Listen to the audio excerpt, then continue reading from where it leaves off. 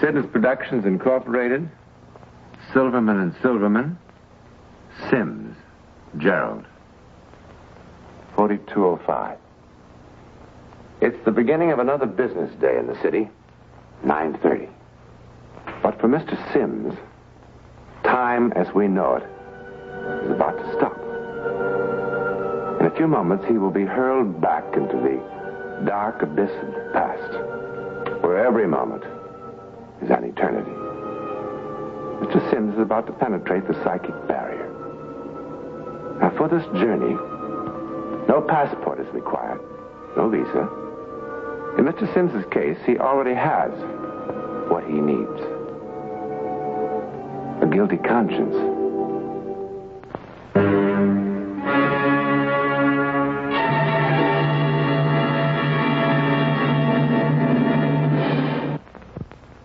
The high stone hives of the city are alive now with their busy human bees droning into telephones, flicking away at typewriters. But for Gerald Sims, respected vice president of Fidelity Import-Export Company, this day will bring the shock of his life. Paragraph. It is anticipated that we can make delivery at the Port of Marseille on the 1st of July, provided we hear from you by the 20th of this month. The merchandise will be shipped in bond. Yes? I'm sorry, Mr. Sims, but Mr. Dickinson called again asking to see that letter. He says it must go out right away. You can tell Mr. Dickinson? No, don't tell him that. It's almost done. I'll listen to it, and then you can have it. I trust this answers all of your questions, and the business can be consummated with all possible dispatch. Very sincerely yours.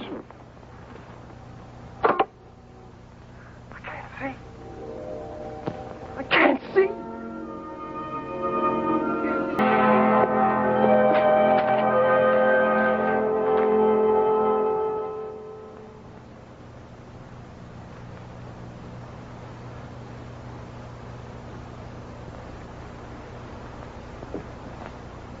Miss Wells?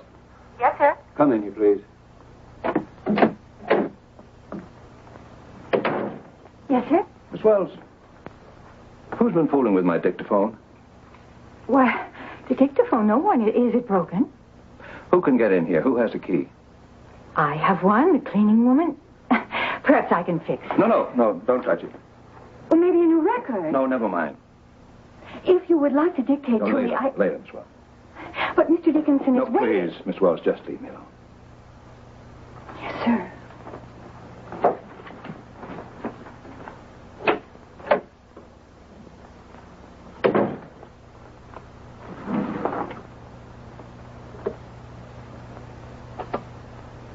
I can't see. I can't see. It's all black. I want to go home. Take me home. Please, please. I can't see.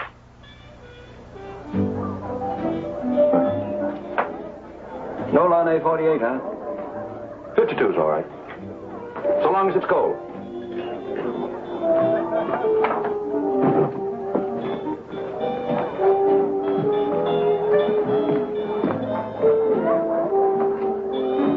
No matter how I try to imagine you in your way, it's much better when I see you.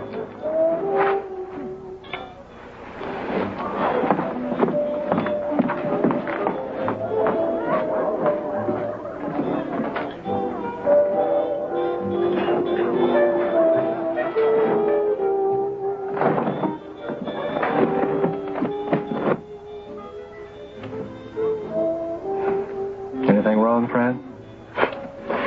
No, I guess I'm just not very good at living like this. You know, everywhere I go, I imagine that someone's following me. That's silly. Even when perfect strangers look at me, I think they must know all about it. Jerry, I hate this guilty feeling. Guilty of what? Dancing together a few times, having dinner? It's a pity we don't have something more to feel guilty about.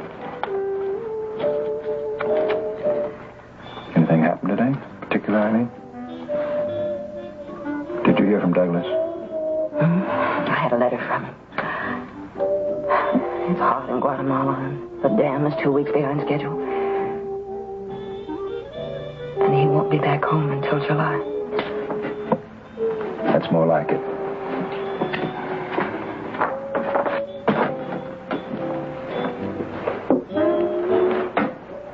Thank you. Thanks out for it.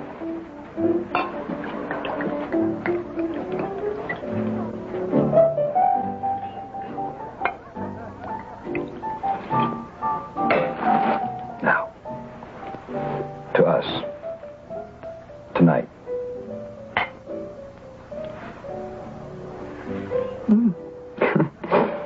Well, now, what little white lie did you tell Janet tonight?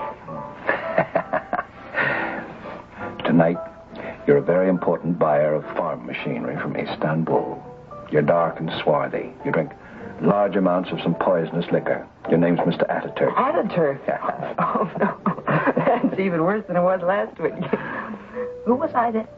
Oh, I was Derek Highland Hyde, Esquire, going on 78 and terribly interested in sick room supplies, right? Right. Oh. Jerry, this is awful. How awful? They have to act like thieves, stealing every minute, every hour. Sitting in dark corners and out-of-the-way places. Wondering how long it will be until what we feel for each other isn't a secret any longer. Jerry isn't getting any easier either. I know. It's the same for me. There's nothing we can do about it. There's no way out, is there?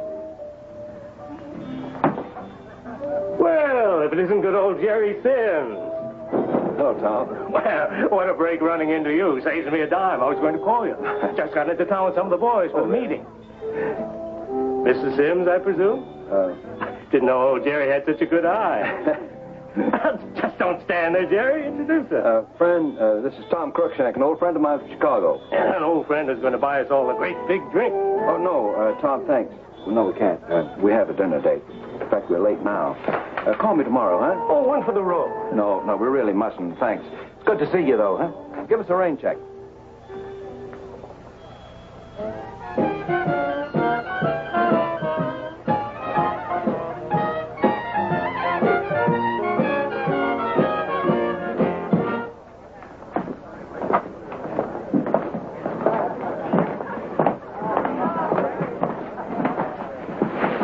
Madame, what can I say? I could have danced all night. The pleasure was entirely mine, Mr. Twinkletoes. You know, I'm going to have about 17 more of these. What a hangover you'll have tomorrow.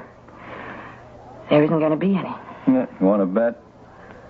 I mean, there isn't going to be any tomorrow. Not for us. What brought all that on? Too much brandy? Because that man I hardly know saw us over there? Tell me. I don't know, Jerry.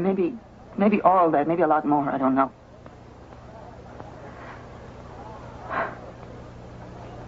My father was a very good gambler, you know. And he used to say to me, honey, play it smart. Quit while you're ahead. Well, that's what I'm going to do. It isn't going to be easy, Jerry. I'm a little weak where you're concerned. But I'm going to do it, and you're going to have to help me. Help you? By forgetting me, by not calling me, just erase me. That's impossible. I can't do that, neither can you. Turn love on and off like that? But, Jerry, we're ahead. Let's leave it there before anything sordid happens. Like what? Being discovered? Like something even worse, like beginning to hate each other for what we might do to the people that trust us. Or like falling out of love. Jerry, I couldn't stand that. You're not a very good judge of character. I couldn't do that. I'm not a fickle fellow. When I find someone like you, I hold on to them no matter what. Jerry, I love you so much. But I've made up my mind. want you to give your marriage another chance.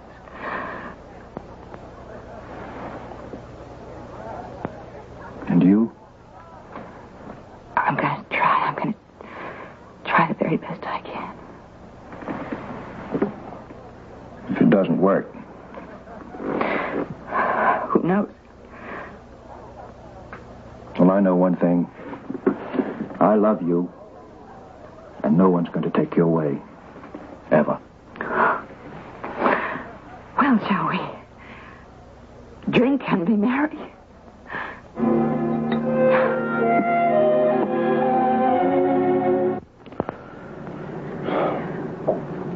Honey, I'm way over here, all alone. I don't like it that way. Please, Jerry, don't make it any harder for me. Okay. I'll bring you over here.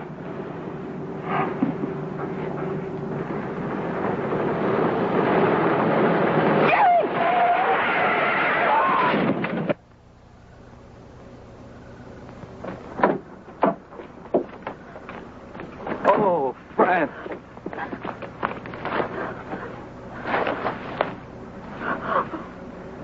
I can't see. I can't see. It's all black. I want to go home. Take me home, please. Please.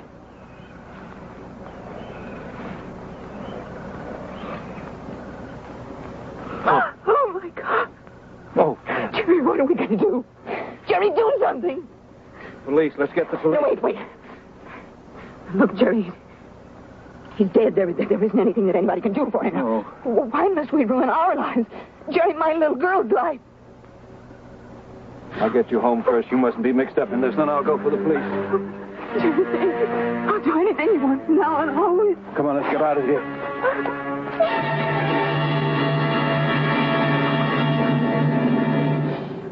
His mother. Oh, Jerry, his mother will be waiting for it. His poor mother. Oh, Jerry, what's wrong with me? We've got to turn around and go back. Whatever happens, I'll face it with you. I was as much to blame as you were. We've got to turn around and go back. Jerry, we've got to. Now listen to me. Don't you hear me? I heard you the first time. Now stop it. You're going home. No, I was wrong, Jerry. I can't. Pull yourself together, friend.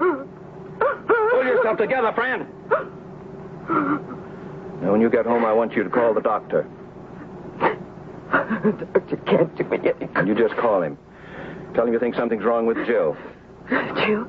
There's anything wrong with Jill. You tell her you think she's running a slight fever. You want to know what to do. Already we're beginning to act like criminals. That's what they call an alibi, isn't it? What if the doctor does decide to come over? I don't think he will. Not this late at night, and not unless you break down on the phone. Now, you do what I tell you.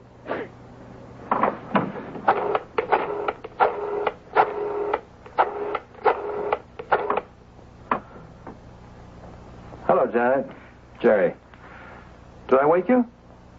Oh. No, I'm all right. I'm at the office. I'm waiting for a call from London. Yeah, the time difference messes everything up. Well, I got rid of him an hour ago. Got the order, too. Oh, Janet, there's the call on the other line. Would you call me back in 5 minutes, say? No, you call me. Bye.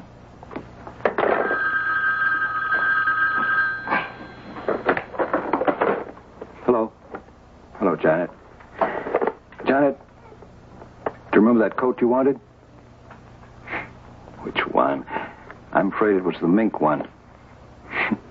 You can have it. No, I'm cold sober. You can buy it tomorrow. That phone call was worth waiting for. I got the order. Mm-hmm. I'm coming home now. Does that mean anything to you? Good. Me too. I'll see you.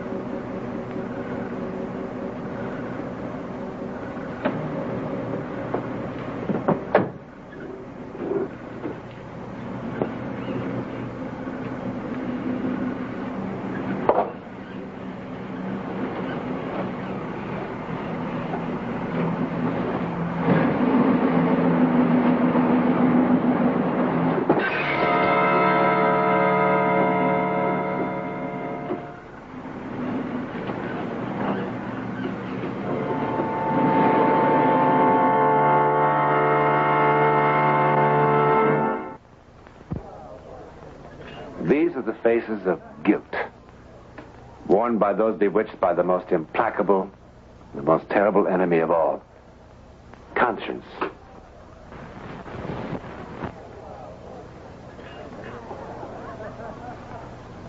For Gerald Sims and Frances Hiller, it was the longest year of their lives. Now when they meet, they have only one thing to talk about. Jerry, I can't stand it. Francis, believe me, it's over.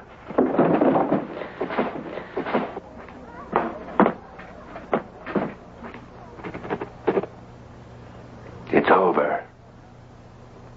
So he thought. Gerald Sims was mighty sure that the year's silence about the death of the boy meant that everything was safely behind them. Over. So he thought.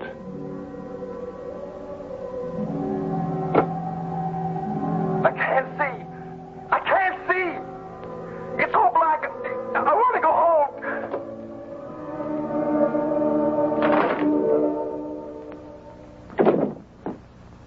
Jerry, what goes with you? Are you all right? Of course I'm all right. What's so tough about that letter? You've written stuff like that hundreds of times. Well, it's important. I want to get it right. Then the thing went on the blink. Play the letter back. Maybe I can help. Well, come on, man. Turn it on. No. I want to do it all again. I'll bring it up to you ready to go. You look sick. I'm going to give you an assist. No, it's no good. I want to do the whole thing over. You're acting like a guilty bank teller when an examiner shows up. You need a doctor or something? I've told you I'm all right. Just give me an hour. I promise I'll have it. Well, have it your way. And have it in an hour. Miss Wells, Yes, sir? get me another record, please, for the dictaphone. Oh, I'm sorry, sir. I'll put it on for you. No. Just give it to me. I'll do it. Thank you. Thank you, Miss Wells.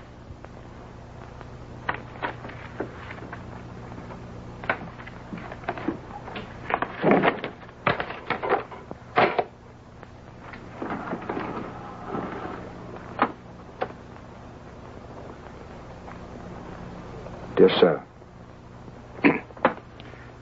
Dear sir.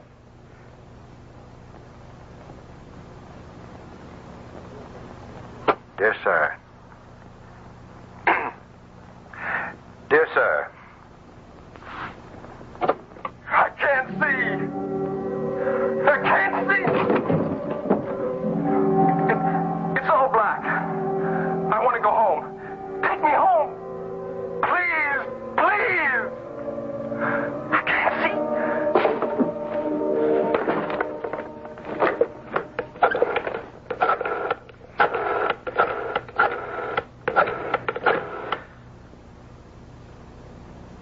Mrs. Hiller, please. Where? Thank you.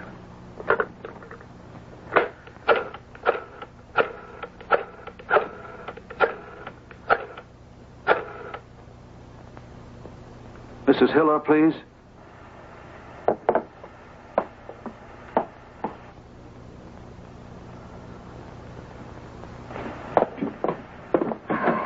Hello? Hello, Fran? Fran, can you hear me? Yes, I can hear you. Fran, listen. Something's happened. Somebody knows. I keep hearing a voice on my dictaphone. It's his voice. It sounds exactly the way his voice sounded that night. Jerry, what's the matter with you? Are you out of your mind? Fran, listen. I've got to see you tonight. You've got to listen to this, too. Maybe I am sick. You must hear it, too. Maybe the voice isn't there at all. Please, Fran, tonight. I'll be there. Goodbye. Thank you.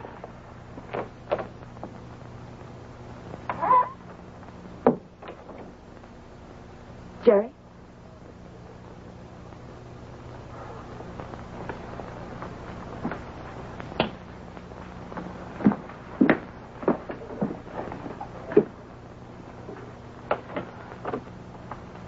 I can't see.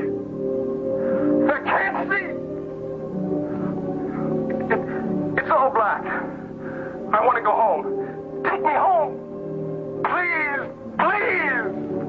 I can't see. I can't see.